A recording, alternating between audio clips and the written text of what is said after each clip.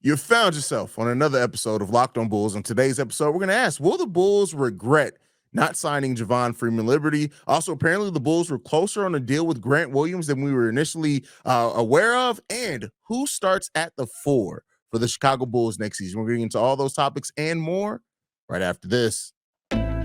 You are Locked on Bulls, your daily podcast on the Chicago Bulls, part of the Locked on Podcast Network, your team every day.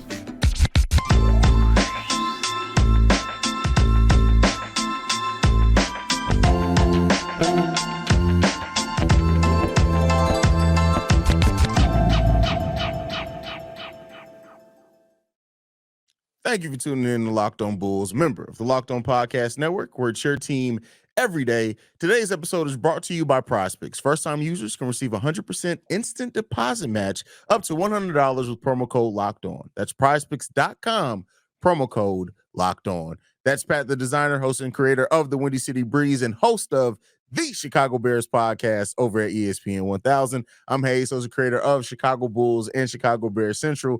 Pat, man, I don't know if you've seen the same things that I've seen, but over the course of the last few days, since Javon Freeman-Liberty is signed with the Toronto Raptors, you would think that the Chicago Bulls passed on a prime Allen Iverson. There have been so many Bulls fans that just act like, oh my God, the Bulls, they did it again. They did this, they did that. And while I don't want this to be mistaken. I look at Javon Freeman-Liberty and I was hopeful that they would have brought him into a camp deal. They would have took a look at it. But let's be clear. He signed another two-way contract. The Bulls have had Javon Freeman-Liberty in their system since last year, played the whole G League season with the Bulls last season. And yes, he had a great summer league, but let's still be clear here. He was still only signed to a two-way deal. And the way that I look at it, yes, I know that people are going to say, well, Carlik Jones is still here. They signed Onuralp Bitim instead of Javon Freeman-Liberty, and I think that Bitim has a higher ceiling than Javon Freeman-Liberty by what I've seen. Pat, what do you make of the discourse between Bulls fans when it comes to Freeman-Liberty? I think here's the thing. I'm actually not going to kill Bulls fans on this one. I do agree that I think we're blowing this a little bit out of proportion, but there is this thought process that if I work hard for you, if I go out and bust my butt every day, I should be able at the end of that to have a job. Yes. Agreed.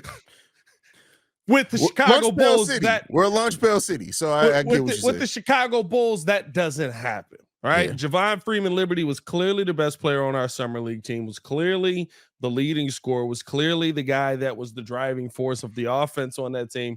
And on a team that needs offense, we allowed him to walk away. Now, at the end of the day, it's like I said, in summer league is very different than in the regular league. Those players aren't going to get those same opportunities in the NBA season.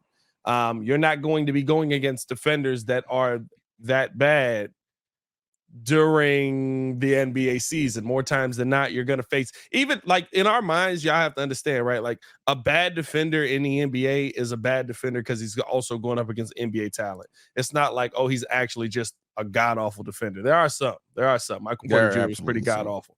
But outside of that, yeah, I mean, I think that there's a lot of scenarios that we see in summer league that just don't carry over into the NBA season. And so while I'm not like devastated that Javon Freeman-Liberty is signing with the Toronto Raptors, outside of the fact that garbage fan base gets to cheer for him, I think that the one thing that does continue to show true in what the Chicago Bulls do and how they go through a lot of their processing is, even with Marko Simonovic, right? Whether Marko sucked or not, let's see if he sucks on the court.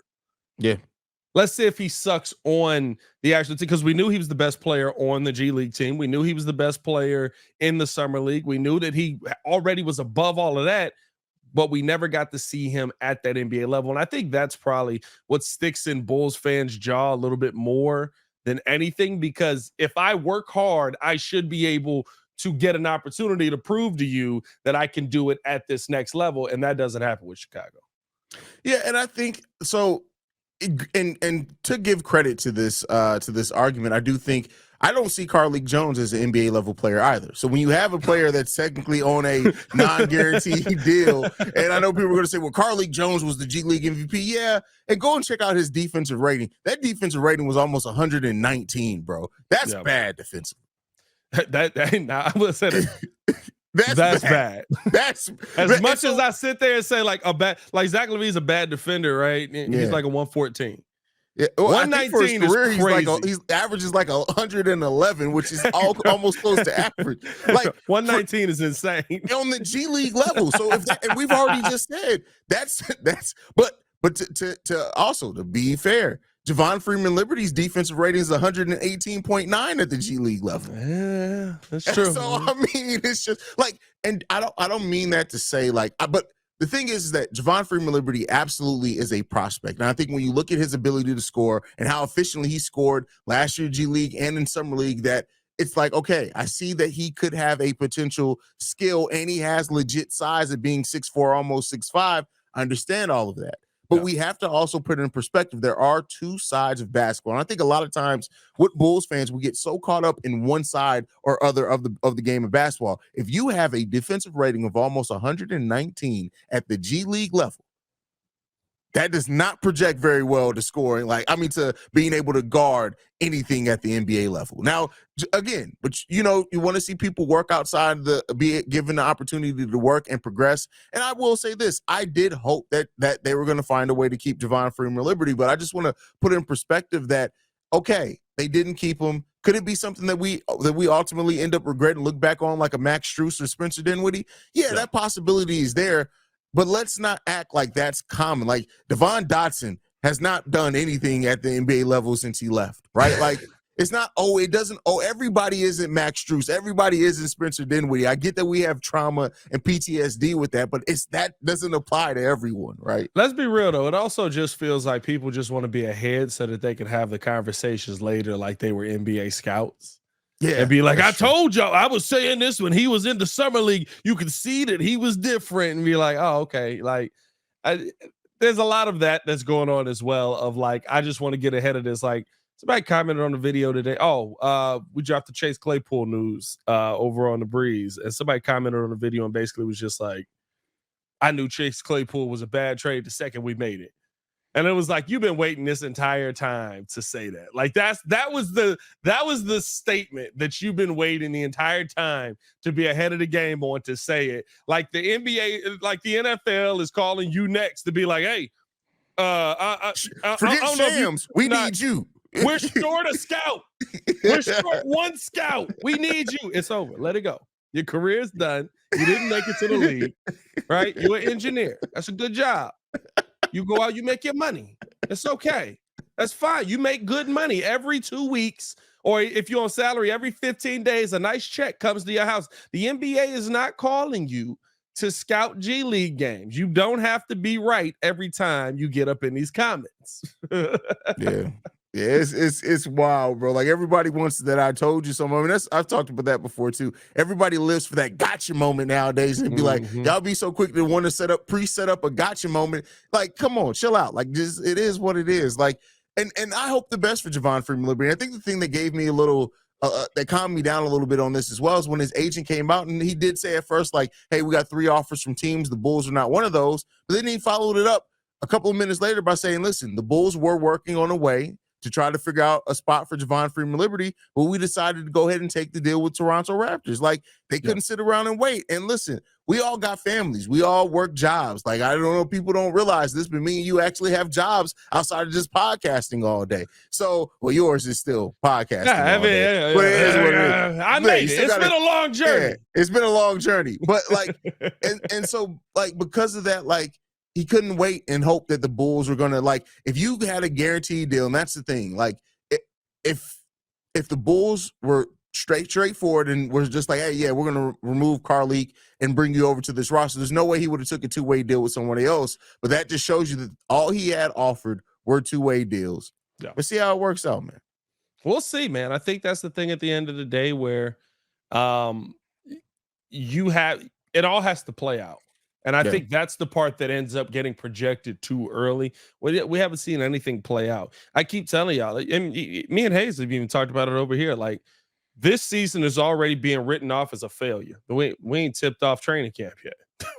Yeah. The guys haven't even had a practice together yet. You know what I mean?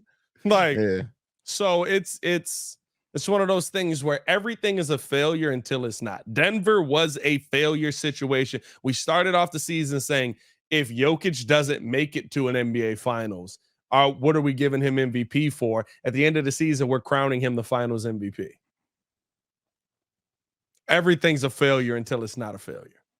That's a great point. That's a great point. And, we'll end up saying I still have the best hopes for Javon Freeman-Liberty, and I do hope that he eventually makes it onto a roster. I do. And we'll see what that ends up being. But like I said, we've lived through the Antonio Blakeney's, and I at the end of the day, like, it is what it is, man. I guess. I just want to see the Chicago Bulls win a ring to see if drunk New York Billy Donovan is as black as drunk Mike. What was the coach over in Denver? Mike Malone. Mike Malone is, because Mike Malone turned into a New Yorker from the Bronx for real quick. Yeah, real quick. He was just lying up there. Bruce Brown ain't going nowhere. Do you think they have gum flavored champagne? That's what Billy Donovan would be on. Like, you gotta give Billy the gum. I think he's going full dip on that one. He's not even going gum. He's just pulling up. That's funny. Hey. All right, y'all. Next up, we're gonna be breaking down. That's funny, bro. That's hilarious. We're gonna talk about Billy the Donovan Bulls. doing a lipper is insane, bro. That's insane, We're bro. gonna talk about the Bulls apparently being closer to the deal to Grant Williams than what we initially realized. Before we do that, got to talk to you guys about PrizePicks. PrizePicks is daily fantasy made easy. How does it work? You pick 2 to 6 players, and if they'll go on to score more or less than the PrizePick projections, you can win up to 25 times your money on any entry. No competing against other people. It's just you versus the projections available. PrizePicks offers projections on any sport that you watch. This includes NBA, NFL, MLB, NHL, PGA, college football, men's college basketball, women's college basketball, soccer, WNBA, esports, NASCAR, and more. Entries can be made in 60 seconds or less. It's just that easy. Safe and fast withdrawals, currently operational in over 30 states and Canada. Download the PrizePicks app or go to prizepicks.com and play daily fantasy sports. First-time users can receive a 100% instant deposit match up to $100 with promo code Locked On. If you deposit $100, PrizePicks will give you $100. If you deposit $50, PrizePicks will give you $50. Don't forget to enter promo code Locked On at sign up for instant deposit match up to $100. All right, Pat. So, apparently the Grant Williams deal was close. Like, what do you like? Grant Williams ends up going to Dallas in a sign and trade. The Bulls would have had to work out a sign and trade, meaning give up some of their assets to be able to bring him. If it was going to be similar to the deal that he ended up signing for an annual salary of a little bit over $13 million, the mid-level exception is 12.5. So the Bulls would have had to work out something different there. When you look at what the Bulls could have given up to kind of match that salary, anything else, do you think a Grant Williams deal would have ended up? Would a Grant Williams deal have changed your perspective on this Bulls team at all headed into the season? I think it changed our next topic for sure. For sure. Oh, yeah, you know what I mean? Like, I think we'd have some answers there, but I don't know if it changes the outlook on this team. This team's a top 5 defensive team. What's Grant Williams bringing? More defense and a little better rebounder. Like, he's not bringing you 25 points a game, guys. Like, I don't know. I know that I'm okay with, not to say I would have looked down on the move. I'd have thought that it was a good move. I think that he would have fit really well opposite Vooch. But I think he can play off a guy like Andre Drummond as well. I think that he could have done some nice things here in Chicago if the Bulls were able to get it done. But I mean, you went out, you got Javon Carter, who's a bulldog on defense. You still got Patrick Williams. You still got Alex Caruso. You still got, like, the things to me that Grant Williams brings. I'm not going to sit here and tell you that the Bulls don't have it. Let's not act like Grant Williams is 15 boards a game, guys. Like, what is he, 6?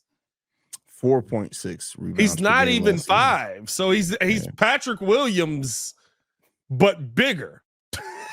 He's I'm not bigger, like bigger, like fatter. The stretch bigger, mark like 4. bigger. The stretch mark 4. Yeah.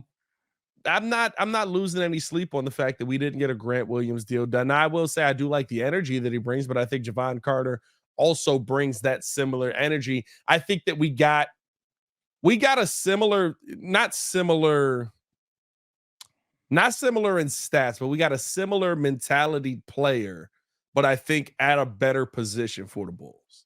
Well, I mean, you also can't overlook the fact that we got Torrey Craig, who's really, yes, he's much older than Grant Williams, right? But he really doesn't bring much different as far as on the stat sheet. And I think, similarly, they bring the defensive intensity. I do think that Grant Williams is a better player. I want to be clear there, but like you probably get most of what Grant Williams would have brought and benefited this team. You get that out of a similar player in Torrey Craig for the vet minimum. Like, so you're paying considerably less than what you would have been paying for $12-13 million a year per Grant Williams. So, and it's a shorter stopgap type move, but that's kind of how I view it. So, yeah, it's not a bad move to me. It's just I'm not losing my mind by it. We'd have had to trade a piece basically to get the job done for him anyway. So now you're giving up another asset. I know there's some people that are just like, it's fine to give up some of the assets here, but that's what everybody, again, it works until it doesn't, right? That's what everybody's sitting there telling you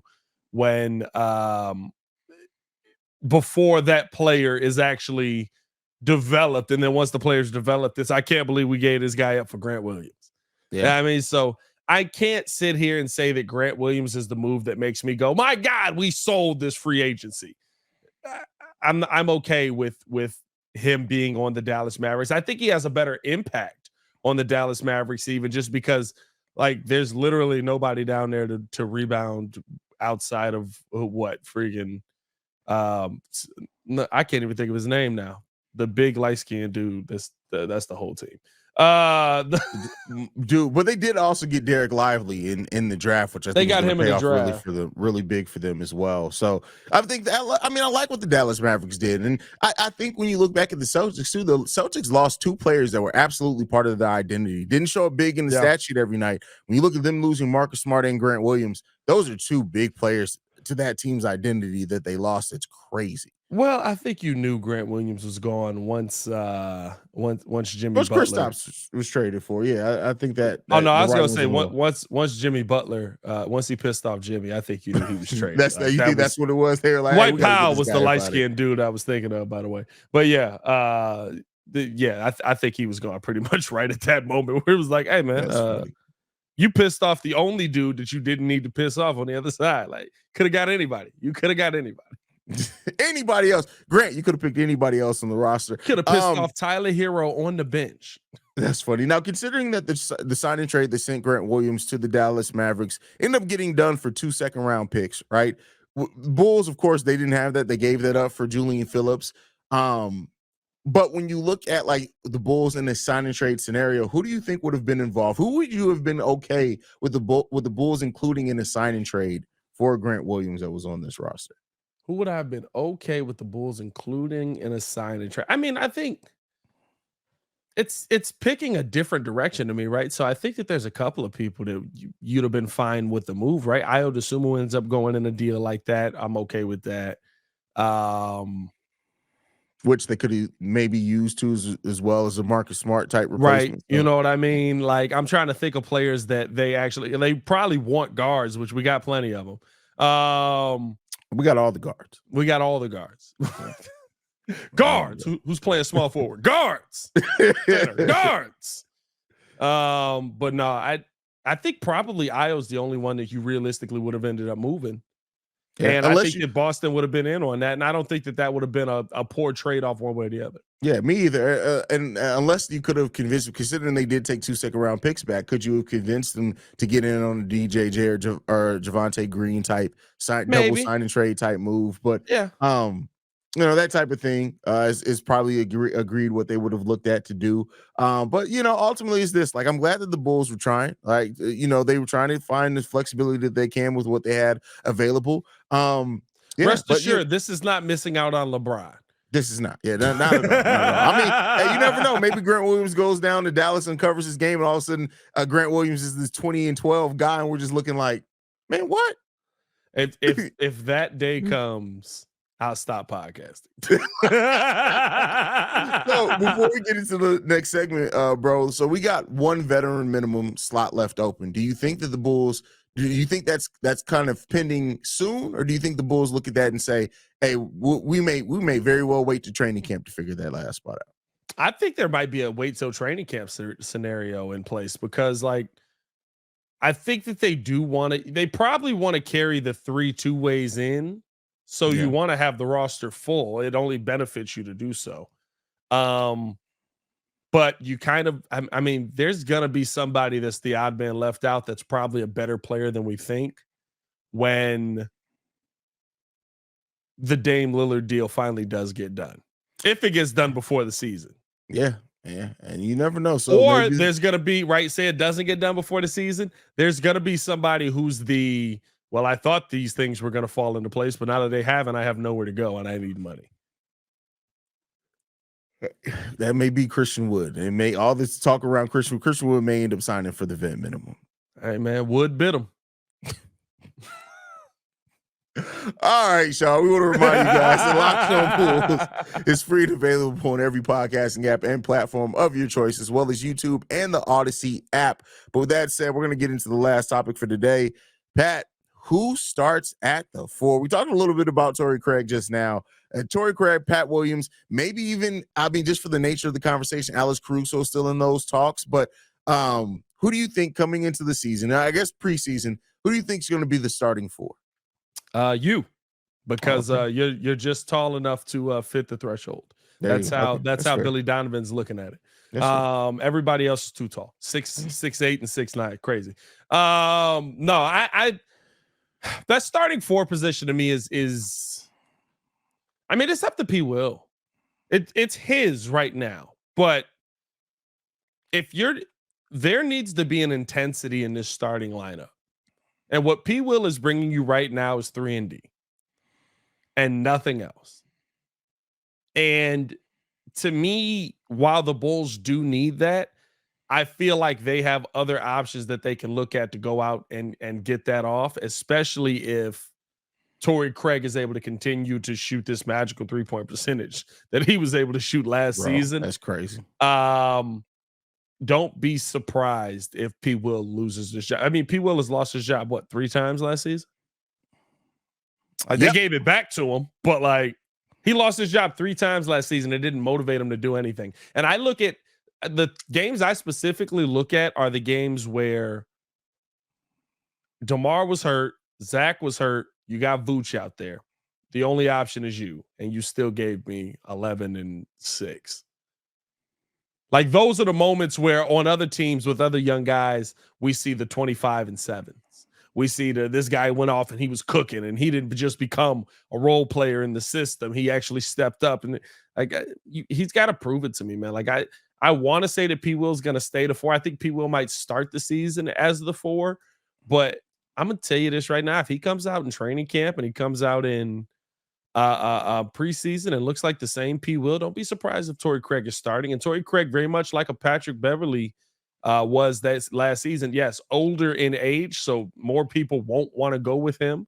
But even with him being older in age, still played good minutes last season and gave you really good production in those minutes. So, yeah, that's a fact. I think when it comes to P. Will, he has to want it. And the fact of the matter is the Bulls are starting to slowly but surely set themselves up for if P. Will isn't going to be this player and actually hit that leap. Listen, right now you have a veteran Torrey Craig that could take over.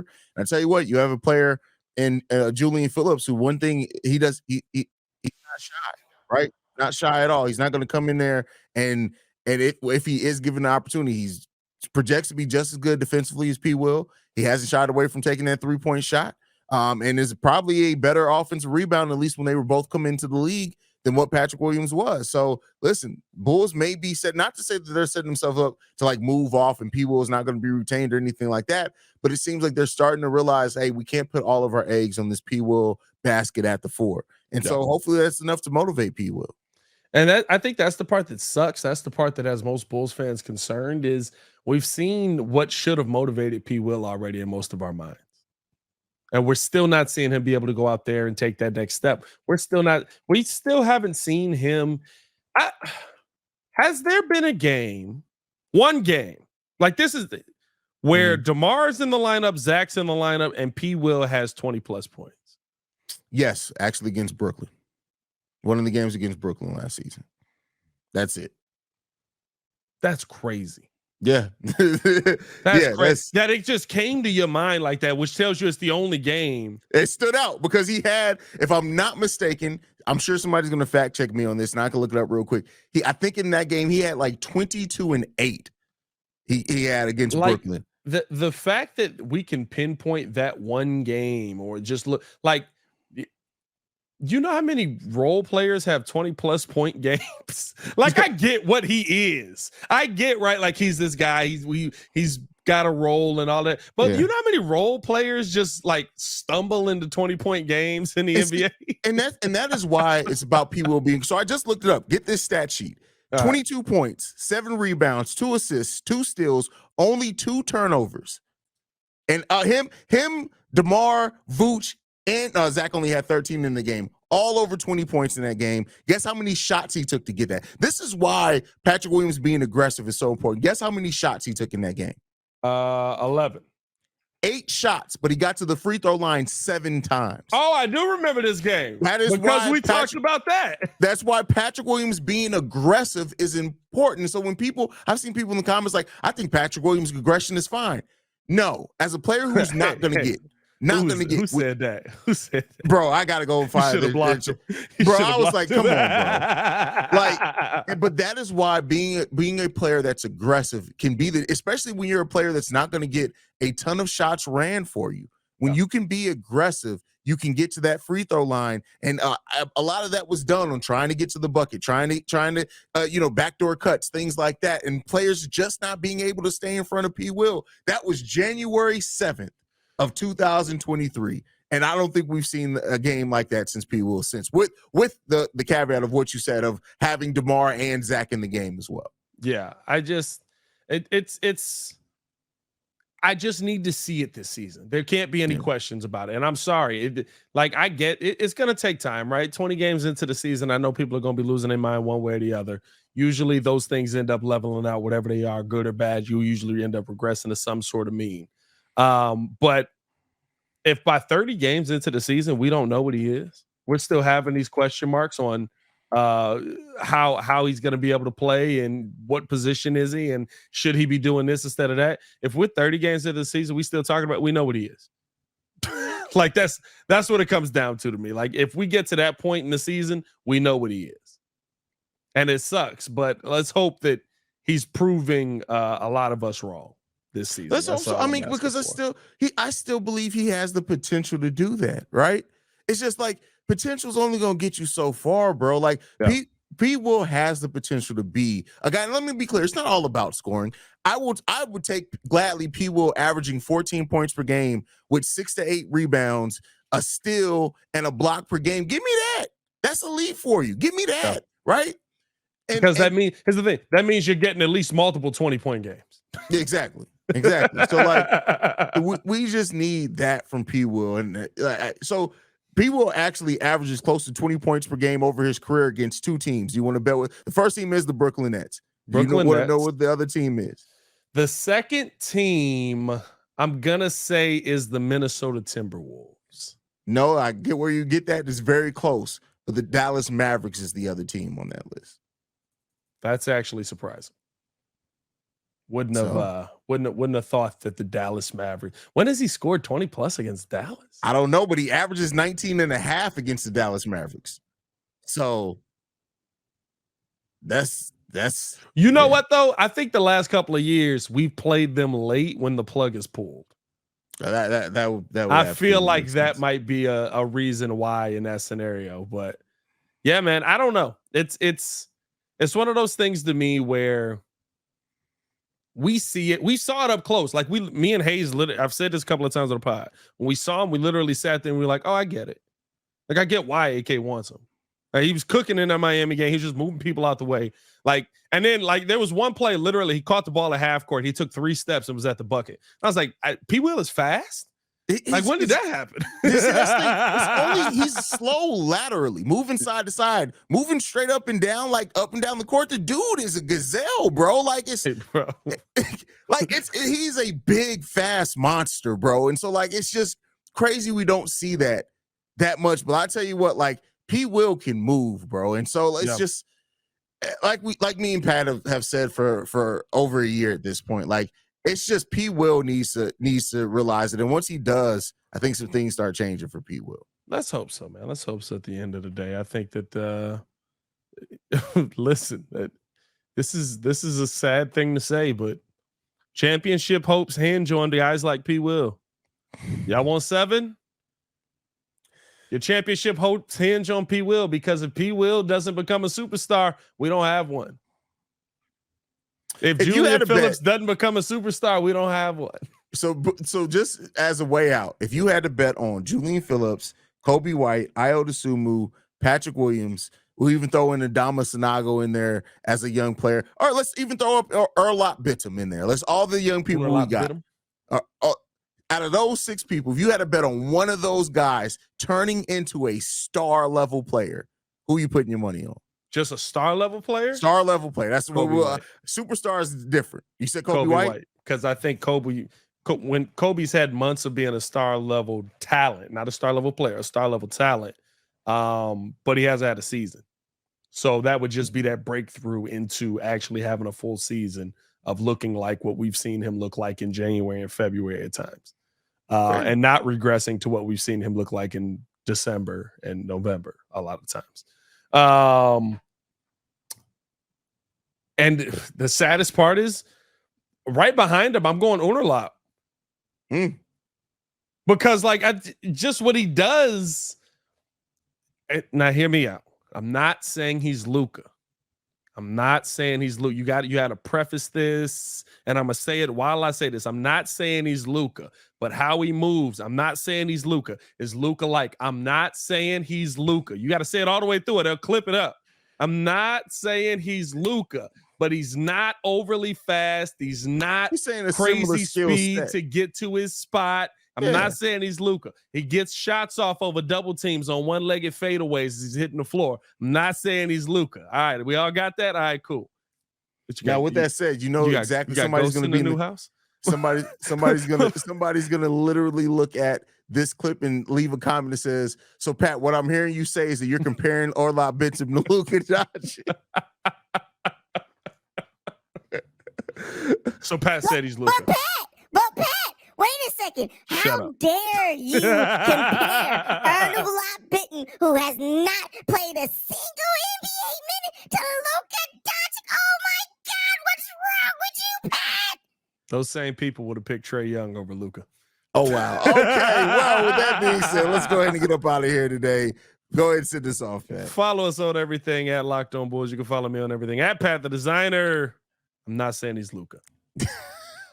You guys can follow me at CEO Haize, and CEO Haize. Make sure you guys stay locked in with us, as we'll be back tomorrow. Tomorrow we are going to be discussing options for the Chicago Bulls in that last spot for the veteran minimum. We'll go over some players there that the Bulls could be looking over. Whoever knows, by the time we do that episode, everybody could be off the board. So who knows? We'll be breaking that down tomorrow. Make sure you guys are following us on social media, as well as go ahead and hit that subscribe button on the YouTube page as well. For Pat the Designer, I'm Haize. This has been Locked On Bulls. Be out, y'all. Peace. I'm not saying he's Luka.